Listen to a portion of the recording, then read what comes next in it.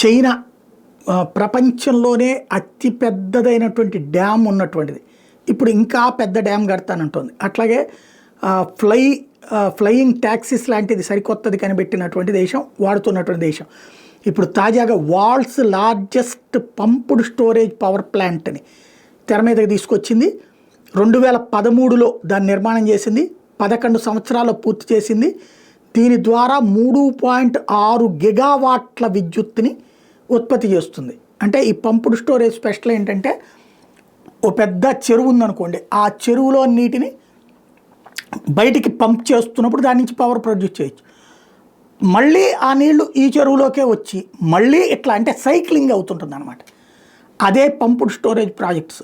అది అతిపెద్దది, ప్రపంచంలోనే అతిపెద్దది. ఏకంగా 3.6 గిగావాట్ల ఉత్పత్తికి సంబంధించినటువంటి ప్రాజెక్టుకి శ్రీకారం చుట్టింది.